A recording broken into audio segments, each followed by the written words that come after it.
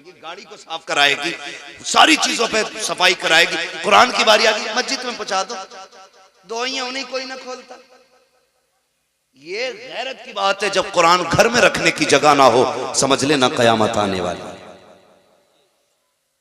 ये है हमारा कुरान से प्यार, ये है हमारी कुरान से मोहब्बत कि हमारे घर के अंदर कुरान के लिए जगह नहीं रही।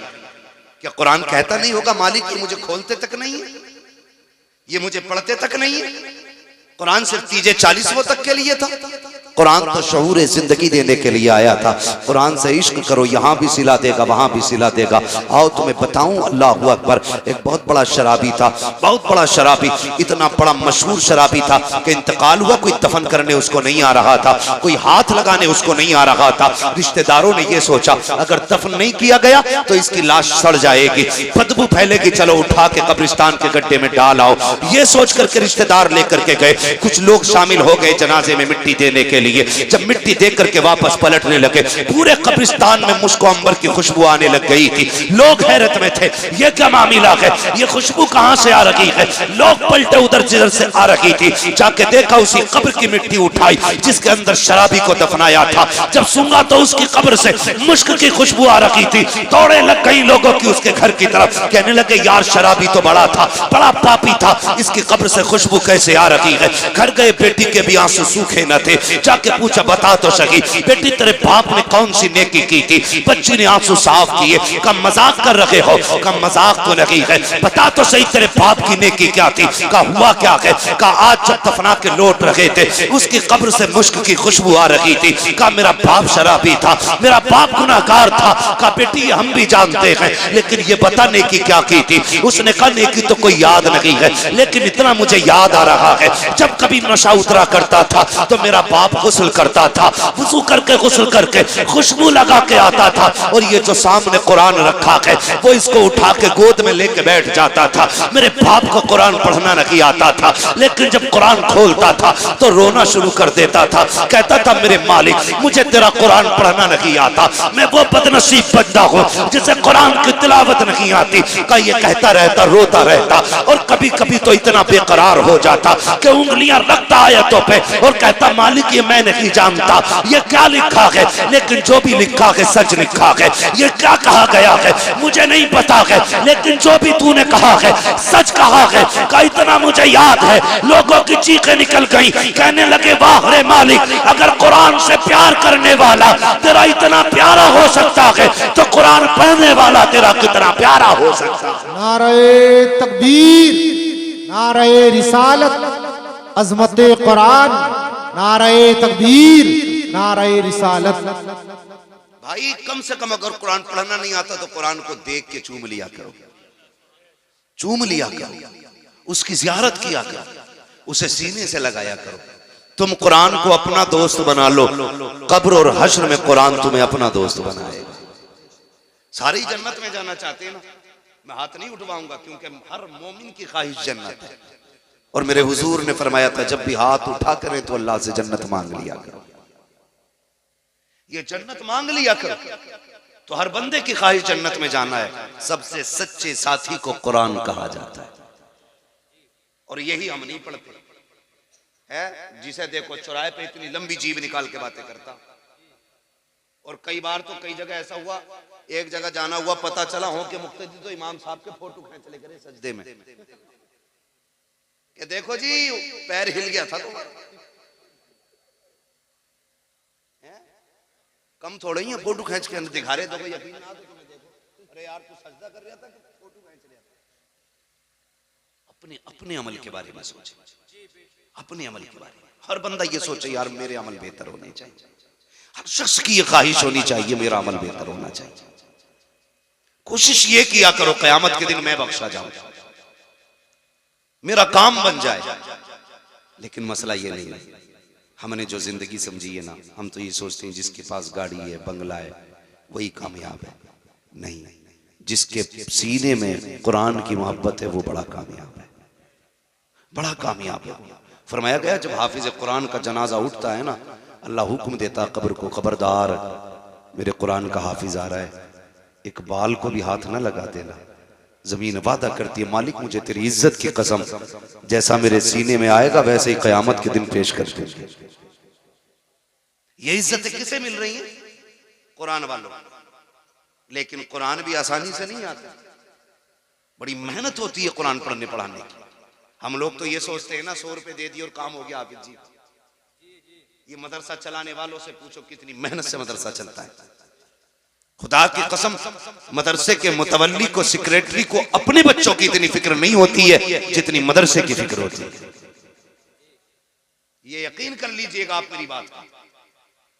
इतनी फिक्र नहीं होती अपने बच्चों की जितनी मदरसों के बच्चों की फिक्र होती है। तनख्वाह की फिक्र होती है, महीने के खर्च की फिक्र होती है। लेकिन कुछ लोगों को यही फिक्र रहती है इसे फंसावे कैसे। ये भी एक फिक्र रहती है इन्हें फंसाया कैसे जाए, ये सबसे बड़ी फिक्र लगी रहती है। और हिसाब लगा रहे, हाँ निशान मार के कहेगा कैसा प्लास्टर कराया, ये कैसा प्लास्टर कराया है, छुट रहा सस्ता वाला करा दिया होगा। मगर हालात हमारे क्या, हमारे घर की एक लाइट फ्यूज हो जाए ना तो 1 घंटे के अंदर मिस्त्री आएगा और ठीक करके जाएगा। मस्जिद मदरसों की लाइटें बंद हुए महीने बीत जाते हैं, कोई देखने नहीं आता। ये कड़वी सच्चाई है, महीने बीत जाते हैं कोई देखने नहीं आता। मैं तो सलाम करूंगा उस बाप को जिसने बेटे को कुरान का कारी बनाया है। वो माए मुकद्दर वाली है जिन माओं ने अपने बेटों को हाफिज बनाया। वो बहन नसीबों वाली है जिसने ऐसे भाई को रोटी खिलाई कि जिसने कुरान की दौलत अपने सीने में उतारी है। और ये देखना, ये सारे लोग इसके बदले में इंशाअल्लाह जन्नत में जाएंगे। इतनी बड़ी दौलत है, वरना औलाद किसे प्यारी नहीं होती है बताओ। हर माँ बाप को औलाद जो अपने माँ बाप के प्यारे वही बोले औलाद। अब तो सारे प्यारे बन गए, जब तक मतलब की नहीं आए बंदा बोलना ही नहीं चाहता। सारी औलाद माँ बाप की प्यारी होती है। और जब लड़की पैदा होती है तो भले ही मुंह उतर जाए, लड़का पैदा हो जाए माने अमीन साहब तो लड्डू इससे पतला नहीं बटता, यही है ना। और खुशी भी होती है, लड्डू बटते भी हैं और बटने भी चाहिए, क्योंकि जिससे नस्ल चलती है वो भी कोई आम चीज नहीं, नस्ल भी अल्लाह नसीबों से चला। मैं बेटों की मुखालफत नहीं कर रहा हूं, लेकिन कुछ बताना चाह रहा हूं आपको। बेटा पैदा हो, विलादत से 1-2 दिन पहले या 1 घंटा पहले ही बुकिंग हो जाती है। भाई 10 किलो लड्डू बनने, कितने बोलो यार, बोलो सो मत, 10 किलो बनने। और इत्तेफाक से हॉस्पिटल से खबर आ जाए कि बेटी आई है, 5 मिनट हजरत फोन स्विच ऑफ करके लेट जा। लड्डू वाला फोन कर रहा है, ये कब जाएंगे? बोले तू ही खा ले। अरे बनवाए क्यों थे? कह रहा हमने तो सोचा लड़का पैदा होगा, डॉक्टर भी कह रहा था, लेकिन लड़की आई है। तो बोला क्या हो गया? तो बोले अब तो पानी ना उतर रहा हालत से लड्डू की बात कर। ये मुसीबत आने लगती है लोगों के चेहरे पे, और ये खुद लाई हुई मुसीबत है। अल्लाह की तरफ से तो बेटियों के साथ रहमत आया करती है।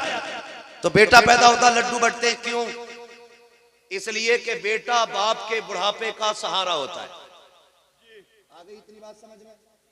बेटा बाप के बुढ़ापे का सारे बोले सहारा होता है। बेशक जाना, खाली बैठ के नहीं कहना है आप। मुझे आज सिर्फ जो है तालीम पे बात करनी है, मदरसे पे बात करनी है, वरना मैं उधर जाता तो इंशाअल्लाह एक पूरा पेंट करके जाता आपको। बेटा बाप के बुढ़ापे का सहारा होता है, और होना भी चाहिए। भाई कोई बंदा एक पेड़ लगाता है तो फिर उम्मीद होती है कि इस पे फल आएंगे। वो कहा था किसी ने, पेड़ उम्मीदों का ये सोच के काटा ना गया, फल ना पाएंगे इस पे तो हवा ही देगा। अगर दरख्त फल भी ना दे, साया तो फिर भी देता है ना। तो ये सोच के दरख्त रखाए जाते हैं कि ये साया देगा। अगर बाप ये सोच के बेटे को पालता है कि बुढ़ापे का सहारा बनेगा, तो क्या गलत सोचता है। हर शख्स अपनी बुनियाद पर डाली हुई चीज से उम्मीद रखता है। छत इसलिए डाली जाती है कि इसके नीचे बैठने का मौका मिलेगा, दरख्त इसलिए लगाए जाते हैं कि फल खाने का मौका मिलेगा। बेटे को देख के इसलिए खुशी मनाई जाती है कि बुढ़ापे का सहारा बनेगा। यार जब बेटे ने दहलीज पे कदम रखा, खुशियां की खुशियां थी, होश संभलने लगा। बाप ने क्या कहा, बेटे को कुरान पढ़ाना है। हालात ने ये कहा अगर पढ़ाना है तो बेटे को दूर करना पड़ेगा, अपने आप से जुदा करना पड़ेगा, मोहब्बतें कुर्बान करनी पड़ेगी। बताओ तो क्या मोहब्बतें हैं। आप कभी देखना, आपको अंदाजा हो जाएगा माँ बाप को औलाद से प्यार कितना होता है। सर्दी की रातों में आपका बेटा सोता है, 3 बार उठ के चेक करते हो कहीं रजाई से सर तो नहीं खुल गया है, कहीं पैर तो नहीं निकल गए हैं। माँ उठ के चेक करती है मेरा बेटा बिस्तर से बाहर तो नहीं है, कहीं नीचे तो नहीं गिर गया है। इतना प्यार माँ बाप औलाद से करते हैं। लेकिन जब कुरान की बारी आती है, वो बेटा जो बुढ़ापे का सहारा होता है, वो बेटा जो माँ बाप की आंखों का करार होता है, वो बेटा जो घर वालों का सुकून होता है, उसको घर में नहीं रखा जाता, फिर उसे मदरसे वालों के हवाले कर दिया जाता है। अब क्या करना है, कहा जो चाहो वो करो, लेकिन हमें कुरान की दौलत चाहिए। किधर तुमने बेटा दे दिया, अब वहां कोई देखने वाला नहीं है, वहां कोई सीने से लगाने वाला नहीं है। आपके बेटे को रातें भी तन्हाई में काटनी पड़ेगी, दिन भी मुश्किल में काटना पड़ेगा। लेकिन बताओ तो सही, ये सऊबतें किसके लिए थी? तो कहना पड़ेगा कुरान के लिए। ये मोहब्बतें किसके लिए थी? कहना पड़ेगा कुरान के लिए। ये कुर्बानियां किसके लिए है? कुरान के लिए। यूं ही कोई कुरान का कारी नहीं बन जाता। एक माँ ने बेटे की जुदाई बर्दाश्त की है, तब कुरान की दौलत सीने में आई है। बाप ने बेटे को जिक्र से दूर किया है, तब कुरान की दौलत सीने में आई है। बहन ने भाई को रुखसत किया है, तब कुरान सीने में आया है। और खुदा की कसम, जाओ मदरसों को जाकर के देखो, मदरसे चाहे कितने गरीब क्यों ना हो, अपने इदारे का जायजा लो जा करके। जितने तलबा पढ़ते होंगे नीचे बैठ के पढ़ते होंगे, वुजू करने के लिए ठंडा पानी होगा। लेकिन एक तारीख बता दो अपने इदारे की, कोई सर्दी की वजह से मर गया हो, कोई ठिठुर के मर गया हो, कोई सर्दी की वजह से नहीं मरा, किसी को बीमारी नहीं लगी है फर्श पे बैठने से। वरना हमने बड़े बड़ों को देखा है, अगर जमीन पे नंगे पैर चल लेते हैं तो कभी सिरसाम हो जाती है, कभी फेफड़े जाम हो जाते हैं, कभी नाक बंद हो जाती है। लेकिन ये मदरसा है, जब से मदरसे में आए हैं, बैठने के लिए भी ठंडा फर्श है, बैठने के लिए भी ठंडा फर्श है, चलने के लिए भी ठंडा फर्श है, वुजू के लिए ठंडा पानी। और धूप निकलते नहीं, बल्कि रात के 3-3 बजे उठ करके ये कुरान वाले जब ठंडे पानी से वुजू करते हैं, खुदा की रहमतें सलाम करती हैं इनको। तुम्हें क्या पता, खुदा की कसम, ये मदरसे के अंदर रहते हैं, कितनी रातें सर्दियों में गुजरती हैं, किसी को कुछ नहीं मालूम है। लेकिन बताना ये चाहता हूँ, आपका बेटा एक दिन घर पे रह के जमीन पे लेट जाए, पसली चलने लगती है, नाक बंद हो जाती है, ये रोज जमीन पे बैठते हैं लेकिन कभी बीमार नहीं होते हैं। वजह क्या है? वजह सिर्फ इतनी है, जब बच्चे घर पे रहते हैं माँ बाप देखभाल करते हैं, जब मदरसे में आते हैं तो रसूल पाक देखभाल करते हैं। नारे तकबीर, नारे रिसालत, मुफ्ती हम्माद साहिब किबला, नारे तकबीर, नारे रिसालत जिंदाबाद। ओ भाई, हुजूर का करम है मदरसे वालों, और सरकार का हर उस शख्स पे करम है जो भी मदरसे वालों से प्यार करता है। हर उस शख्स पे करम है जो मदरसे वालों से प्यार करता है। जानते हैं हम कितने बड़े गुनाहगार हैं। मैं हाथ नहीं उठवाऊंगा कितने 5 टाइम के नमाजी हैं, कितनों ने मोबाइल में कब कब क्या देखा। मैं सिर्फ इतना कहूंगा, अपने गिरबान में हम भी झांके, आप भी जाके, हम कितने गुनाह करते हैं, फिर अजाब क्यों नहीं आया। जानते हो अल्लाह किसी बस्ती से जब गजब फरमाता है ना, नाराज होता है, हुक्म देता है फरिश्तों को, जाओ इस बस्ती में जाके पत्थरों की बारिश कर दो। लेकिन फरिश्ते जब आते हैं ना तो उन अचानक आवाज आती है, ठहर जाओ, वापस आ जाओ। फरिश्ते वापस हो जाते हैं। जब फरिश्ते वापस होते हैं तो अल्लाह से जाके कहते हैं, मालिक तू नहीं भेजा था, तूने बुला लिया, बता क्यों भेजा था, क्यों बुलाया। कहा मुझे गजब था उनके गुनाहों की वजह से। कहा फिर वापस क्यों बुलाया। कहा रात के 3 बजे मेरे बंदों में से एक 10 साल के बच्चे ने कुरान खोल लिया, उसने बिस्मिल्लाह पढ़ी है, मेरी रहमत जोश में आ गई है, मैंने सारी बस्ती वालों के गुनाह उसके कुरान की वजह से माफ फरमा दिए। एक बंदा कुरान पढ़े तो इतनी अल्लाह बरकतें अता करता है। और जिस बस्ती में सैकड़ों बैठ करके रोज कुरान खोलते हो, है कोई अंदाजा? कोई अंदाजा नहीं लगा सकते। सैकड़ों लोग जहां बैठ के दिन में 1000 मरतबा औज़ बिल्लाह और बिस्मिल्लाह पढ़ते हो, अल्लाह कितनी बरकतें अता फरमाता होगा। और सबसे ज्यादा नसीब वाले वो लोग जिनका अपना पैसा मदरसों में लगता है, जिनका अपना पैसा मदरसों में लगता है। लोग कई बार तो ऐसे होते हैं 10 रुपए देते हैं और हिसाब लेते हैं 3 साल का। 10 रुपए की रसीद कटेगी, ठीक है, और फिर पता क्या कहते हैं कि साहब मुतवल्ली साहब से हिसाब दिलवाओ हमें। वो कहते हैं ना, जिसे मारना नहीं होता वो बल्ली उठाता। कहता मैं तो अकेला चला दूंगा, खाली हिसाब दिलवा दो। अबे चाओ उल्लू के पट्टे, तुझसे घर नहीं चल रहा, मदरसा चलाएगा। मदरसा तेरे जैसे अमीर नहीं चलाते, मदरसा मदीने वाले रसूल चलाया करते। कैसे?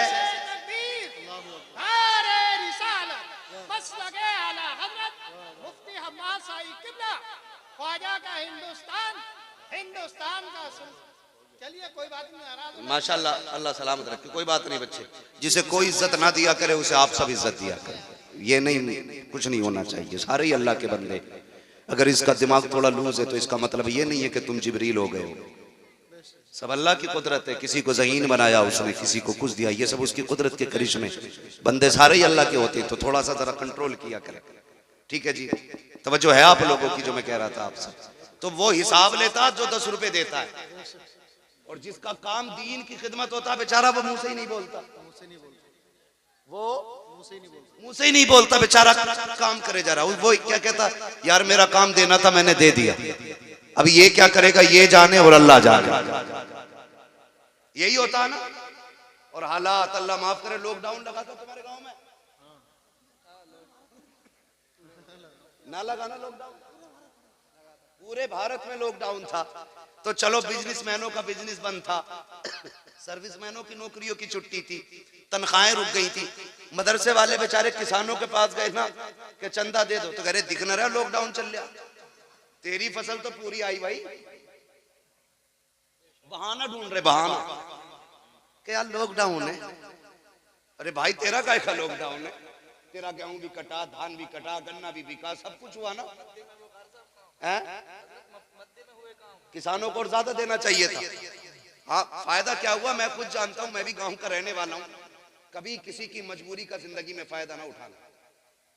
जब लोग मजदूरी करने वाले लोग थे, शहरों में काम बंद हो गए ना, तो जमींदारों ने 50-50 रुपए में उनसे नलाइयां कराई हैं। गलत कह रहा हूं मैं? लगा दिया 50-50 रुपए में नलाइयां कराई हैं। कह रहे चल जा तो चल, वरना और बहुत। तो जिसके घर खाने नहीं वो बेचारा 50 के 25 पे भी जाता, 10 रुपए में भी काम करता। ये किसने किया? जमींदारों ने। अच्छा, मैं किसी जमींदार को बुरा नहीं कह रहा हूं, ये ना सोचना भाई तंज कर रहा है। मैं बस एक बात बताना चाहता हूं आपको, कभी किसी की मजबूरी का फायदा ना उठाओ। अच्छा, गरीब जो है ना मजदूरी देने में जल्दी करता है, मालदार कहता चल बे 200 रुपये मांगने आ गया, कल को आ जाइए। वो बेचारा गरीब कल को फिर आ गया, तो कहते बड़ी भाई तुझे भाई बड़ी जल्दी हो रही है, कल तो मना ही करा था। तो आपकी नजर में 200 रुपये हो सकते हैं, लेकिन किसी के घर का पूरा खर्च भी हो सकता है। वो ये क्यों भूल रहे हैं आप? इस 200 रुपए में किसी के चूल्हे का खर्च और किसी की दवा भी तो हो सकती थी। आप क्यों हिसाब लगाते अपनी इनकम से? अगर किसी के 10 रुपए भी मजदूरी के हैं तो हुजूर के फरमान के मुताबिक मजदूर की मजदूरी पसीना सूखने से पहले दे दो। इस पे अमल क्यों नहीं करते? 50-50 रुपए में काम कराया, जो ईंटें 10,000 में पल नहीं थी 1500 में पल गई। हाँ, और नलाइयां डटके हुई, नले नलाए खेतों में लोग जाके बैठ रहे थे। गन्ना इतना मोटा होता तो इतना हुआ, ये हुआ था लॉकडाउन में। लेकिन मदरसे वालों से हमने फिर भी यही कहा, लॉकडाउन चल रहा, लॉकडाउन चल रहा। लोगों ने कई बार लोग कहते हैं, सुनो मैं आज कह रहा हूं, लोग कहते हैं बीमारी लग गई, हवा ऐसी चली है, ऐसा वायरस है, गन्ना मारा जा रहा है। मैंने कहा तुमने नहीं जाना, लॉकडाउन लगा था तो तुमने खड़ी खेतियों में तूने के फायदे कमाए थे, लेकिन अल्लाह रसूल को भूल गए थे। आज उसने खड़ी खेतियों में आग लगाई है, कोई बचाने वाला नहीं है। कड़े खेत के गन्ने बर्बाद कर दिए, कोई देने वाला नहीं है। जाओ दावे के साथ कहता हूँ, सुख के दिन आए या दुख के दिन आए, खुदा को याद रखा करो, वो तुम्हारे खेतों की भी हिफाजत करेगा, तुम्हारी जेबों की भी हिफाजत करेगा। बेशक बेशक बेशक। जब मरने लगते हैं तो अल्लाह याद आता, जब कसरत होती है तो मेरी नलाई से हुआ, ये तो खाद डाला था तो हुआ इतना करना। लेकिन जब वो लेता है तो खाल उधेड़ देता है, और जब देता है तो छप्पर फाड़ के देता है, बेहिसाब अता फरमाता है। इसलिए खुदारा सबसे अच्छी तिजारत है अपने रब से तिजारत करो। किससे? अपने रब से तिजारत करो। अगर चाहते हो कि आपकी दुनिया भी कामयाब रहे आखिरत भी, तो फिर अल्लाह से तिजारत करो। और अल्लाह से तिजारत क्या? वो फरमाता है तुम्हें 1 दो, मैं तुम्हें 10 दूंगा, 10 दूंगा। और मैं तो रब तो ये कहता मैं जितना चाहूं उतना दे दूं, मगर हम अल्लाह से तिजारत नहीं करते। हम तो पार्टनर ढूंढते, कर्रा वाला है भाई, ठीक है अच्छी फर्म है, कर लिया और वही डुबकी मार गया, गया पैसा। अल्लाह से तिजारत करो, अल्लाह से तिजारत करो, अपनी कमाइयां ना दीन के कामों में लगाओ। कब्रिस्तान जाते हैं, कब्रिस्तान बोले हैं डरो मत यार, मैं कोई नमाज जनाजा पढ़ाने थोड़ी आया। कब्रिस्तान जाते हैं ना, जो नहीं जाते हैं उन्हें 4 लोग लेके जाते हैं, जो खुद जाते हैं वो लौट भी आते हैं, जिन्हें लेके जाया जाता वो लौट के नहीं आते। हाय गाफिल वो क्या जगह है जहां 5 जाते हैं 4 फिरते हैं। समझ गए? जाया करो। कब्रें देखिए हर तरह की होंगी, ऊंची भी होंगी, नीची भी होंगी, बैठी हुई भी होंगी, गली हुई भी होंगी, ऐसी भी होंगी जिन पे कपड़े पड़े रहते हैं, ऐसी भी होंगी जिन पे कोई मिट्टी डालने भी नहीं आई। कोई गारंटी है हमारे मरने के बाद ये जितनी हमारी नस्लें हैं ये कब्र पे ही बैठी रहेंगी? सोचो जरा, सोचो, गारंटी है कोई? जब हम ही नहीं जाते अपने परदादा की कब्र पे तो हमारी औलाद चली जाएगी। आने वाला दौर और नाजुक दौर है यार, कोई नहीं आने वाला। इसलिए अपनी आखिरत का इंतजाम खुद कर जाओ। किसको करना है? खुद करना है। आखिरत और कब्र का इंतजाम हमें खुद करना है। लल्ला का इंतजाम कर दिया, मरने के बाद बीवी का इंतजाम कर दिया, मरने के बाद बच्चों का इंतजाम कर दिया, मरने के बाद अपना भी कुछ किया।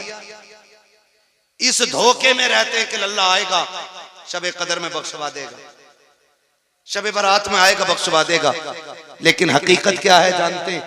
शबे कदर में भी आगा सिर्फ अगरबत्ती या मोमबत्ती जला के निकल लेगा, इससे ज्यादा कुछ नहीं करेगा। हम सुन्नियों के अंदर क्या, अब तो कब्रिस्तान में लाइट लगाई जाती है और लोग आते निकल लेते हैं, आते निकल लेते हैं। अंदर से अगर मुर्दों की आवाज सुन पाते तो वो कहते हैं एक बात बताओ ये लगाई क्यों है? ये तो तुम्हें उजाला दे रहे हैं, हमारे लिए क्या किया तुमने? अंदर के लिए कुछ किया? कुछ लोग कहते हैं जा भाई ड्यूटी लगाते हैं, तू भाई मेरे बाप की कब्र की घास खो दी है। ये मतलब जो राहत मिल रही थी ना हरियाली से वो भी खुदवा दी, वो भी खुदवा दी। कुछ तो चूना फेर देते। ऐसी भी हमने कब्रें देखी हैं अपने सुन्नियों में, चूना फेर देते हैं अब्बा की कब्र पे। क्यों? छठी हो रही है अब्बा की, कब्रें साफ हो रही हैं, लाइटें लगा दी। और भाई जरा सोच तो सही, एक नहीं 1 लाख लाइटें ऊपर लगा दो, अंदर कोई फायदा नहीं पहुंचने वाला। 1000 कैंडल लगा दो, कोई फायदा नहीं होने वाला है। अंदर उजाला कैसे होगा इसके बारे में सोचा करो। हर बेटे से गुजारिश है, ऊपर लाइट लगाना या मत लगाना, मोमबत्ती लगाना या मत लगाना, अगरबत्ती लगाना या मत लगाना, ये तुम्हारी मर्जी है। अगर बाप की कब्र को रोशन करना चाहते हो तो कुरान सीख लो, कब्र पे आओ, एक तो सूरत पढ़ो, हाथ उठा के बाप की रूह को बख्श दो। ऊपर उजाला हो ना हो, तेरे बाप की कब्र के अंदर अल्लाह उजाला अता फरमा दे। बहुत खूब, जिंदाबाद।